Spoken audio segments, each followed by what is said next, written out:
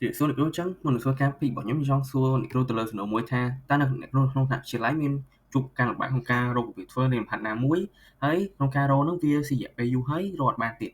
តមកនៅពេលដែលអ្នកគ្រូមានរយៈពេលតិចក្នុងការត្រៀមនៅលំហាត់នៅក្នុងការប្រឡងណាមួយហើយត្រៀមឲ្យបានគ្រប់គ្រាន់ដែលធ្វើឲ្យប៉ះពាល់ទៅដល់ការសិក្សារបស់យើងអញ្ចឹងបើយើងទៅធ្វើការ analyze ទៅលើ problem ទាំងនេះយើងបានឃើញថានៅពេលដែលយើងទៅរករបៀបធ្វើនៃលំហាត់ណាមួយនៅតាម online នោះហើយយើងរកទៅវារបៀបធ្វើនឹងវាច្រើនហើយបើចម្លើយវិញវាទាតាមរបៀបធ្វើនឹងទៀតអញ្ចឹងហើយធ្វើឲ្យយើងនឹងអាចទុកចិត្តទៅលើរបៀបធ្វើណាមួយបានទេហើយទីពីរនោះគឺវាប៉ះពាល់ទៅដល់ការសិក្សារបស់យើងនៅពេលដែលយើងរករបៀបធ្វើនឹងអត់បានហើយ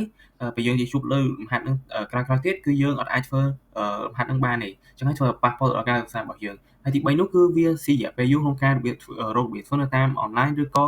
តាមអ្វីផ្សេងៗហ្នឹងអញ្ចឹងបើយើងចូលមកដល់ problem validation របស់យើងវិញគឺយើងបានធ្វើការសម្ភាសន៍សិស្សចំនួន8នាក់នៅវិទ្យាល័យសំរោងគឺពួកគាត់ទាំង8នាក់ហ្នឹងបានជួបនៅបញ្ហារោគរបៀបធ្វើដែលវាស៊ីរយៈពេលយូរមែនទែននៅក្នុងការរោគរបៀបធ្វើណាមួយវាជាក់លាក់ទទួលយកបានហ្នឹងអញ្ចឹងហើយបើយើងធ្វើបានយើង introduce ទៅលើ solution របស់យើងគឺជា AI chatbot app ដែល AI chatbot app របស់យើងហ្នឹងវានឹង provide នៅ structure នៃរបៀបធ្វើនៃលំហាត់ដែល user ដែលបានបញ្ចូលហ្នឹងហើយវានឹង generate មាន feature មួយទៀតដែល generate នៅ question ឬក៏លំហាត់ដែលជួយឲ្យ user ហ្នឹងអាចយកទៅឆ្លើយរៀនឆ្លើយដើម្បីimprove ទៅលើការសិក្សារបស់ពួកគាត់បានហើយចូលមកដល់ main feature របស់យើងវិញគឺទី1នោះគឺការ generate នៃរបៀបធ្វើនៃលំហាត់ដែល user បាន input ហ្នឹងហើយទី2នោះពួកគាត់អាច upload file ឬក៏ថតរូបនៃលំហាត់ណាមួយដើម្បីឲ្យ AI chatbot ហ្នឹង generate នៅរបៀបធ្វើហ្នឹងបានហើយ main feature ទី3គឺ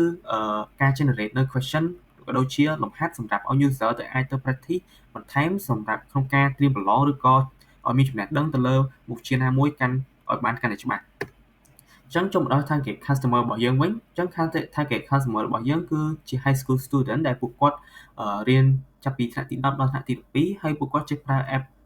ក្នុងទូរស័ព្ទដៃមួយចំនួនហើយក៏ចេះប្រើ technology តិចតួចផងដែរអញ្ចឹងចូលមកដល់ value proposition របស់ពួកយើងវិញគឺទី1នោះគឺ time saving មែនតើសម្រាប់ក្នុងការប្រើ app របស់យើងនេះអញ្ចឹងនៅពេលដែលយើង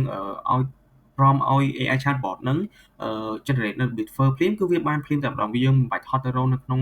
តាម online អីចឹងទេហើយទី2នោះយើងអាច generate នៅ question ឬក៏លំហាត់អីហ្នឹងដើម្បីយកទៅ practice បន្ថែមដើម្បីជួយក្នុងការសិក្សារៀនសូត្ររបស់ពួកយើងហ្នឹងហើយទី3នោះគឺយើងអាច interact ជាមួយនឹង chatbot ហ្នឹងបានអាចសួរសំណួរឬក៏មានកន្លែងណាឆ្ងល់អីចឹងឲ្យវា explain បានបន្ថែមចូលមកដល់ revenue model របស់ពួកយើងវិញគឺទី1ពួកយើងនឹង plan ធ្វើ subscription ទៅលើ app របស់យើងដែលពួកគាត់អាច access ទៅលើ AI chatbot ដែលវាឆ្លាតវៃជាងហ្នឹងហើយអត់មាន ad អត់មានអីទាំងអស់ហើយសម្រាប់ subscription របស់យើងវិញសម្រាប់ monthly គឺ$1ហើយសម្រាប់ yearly គឺ$10សម្រាប់ advertisement វិញពួកយើងនឹង plan ឲ្យក្រុមហ៊ុនមួយចំនួនអាច put ad ទៅលើ app របស់យើងបានដែលពួកយើងនឹងយកជា banner សម្រាប់CPM 0.25 សេនហើយសម្រាប់ full screen វិញ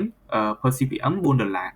ញ្ចឹងចូលមកដល់ marketing strategy របស់ពួកយើងនឹង plan បង្កើត Facebook page ដើម្បី post ប្រម៉ូទនៅ app របស់យើងហើយបង្កើតជាវីដេអូមួយចំនួនសម្រាប់ក្នុងការប្រើ feature របស់ app របស់យើងហ្នឹងទៅលើ social media Facebook page របស់យើងហ្នឹងហើយទី2ពួកយើងនឹងចុះទៅ high school តែម្ដងដើម្បីឲ្យសិស្ស high school ហ្នឹងអាច test app របស់យើងអាចប្រើប្រាស់ហើយពួកយើងនឹងយក feedback របស់ពួកគាត់ហ្នឹងយកទៅ improve បន្ថែមហើយទី3ពួកយើងនឹង plan ធ្វើ workshop ដើម្បីឲ្យអ្នកចូល workshop ហ្នឹងយកកាន់តែច្បាស់ទៅលើ app របស់យើងហើយអាចប្រើប្រាស់ app របស់យើងឲ្យបានច្បាស់ជាងនឹងទៀតអញ្ចឹងចូលមកដល់ competitor analysis របស់យើងពួកយើងមាន competitor 3គឺទី1គឺរៀន AI អញ្ចឹងរៀន AI ហ្នឹងវារៀនទៅនឹង ChatGPT ដែរប៉ុន្តែវារៀនចឹងវាអាចមាន reliable lesson ណាមួយឬក៏អាចវាជា field education បានទេវាអាច reliable ទៅខាងមក field បានទេអញ្ចឹងរបស់យើងវិញយើងជាខាង education មកអញ្ចឹងហើយវា reliable សម្រាប់ក្នុងការ field education ហ្នឹងមកហើយចូលមកដល់ competitor ទី2គឺ test 12អញ្ចឹង test 12នេះវាមានទាំង lesson មានទាំងexercise អីនៅក្នុងហ្នឹងនៅក្នុង app ហ្នឹងប៉ុន្តែយើងអាចឆាតជាមួយនឹងលក្ខណៈគេបាននៅក្នុង app ហ្នឹងឯងតែរបស់យើងវិញយើងអាចឆាតជាមួយនឹង AI សម្រាប់សួរលើសំណួរបន្ថែមសម្រាប់ឲ្យវា explain ទៅលើចំណុចណាមួយអញ្ចឹងចូលមកដល់ competitor ទី3គឺ MOE app ដែល MOE app មាននៅទាំង lesson មានទាំង exercise ហើយក៏មាននឹងអាចគ្រូអីដើម្បីយើងឆាតសួរពួកគាត់ផងដែរប៉ុន្តែអត់មាននៅ feature មួយដែលអាច generate question សម្រាប់ឲ្យសិស្សយកទៅអនុវត្តអីបន្ថែមទេតែរបស់យើងវិញគឺមាននៅ feature ហ្នឹងសម្រាប់យកទៅធ្វើការអនុវត្តបន្ថែមអញ្ចឹងនេះគឺជា partnership របស់យើងដែលទីមួយគឺយើង plan partner ជាមួយនឹង Baco សម្រាប់ធ្វើការ KX យកនៅ KXQR សម្រាប់ធ្វើឲ្យសិស្សអាចបង់ subscription បានហើយទី2ពួកយើងនឹង plan partner ជាមួយនឹង Rain AI ដើម្បីយក data របស់ពួកគាត់យកមក train នៅ AI model របស់ពួកយើងហើយនឹង experience របស់ពួកគាត់ក្នុងការធ្វើ AI អាចចាប់យកនៅ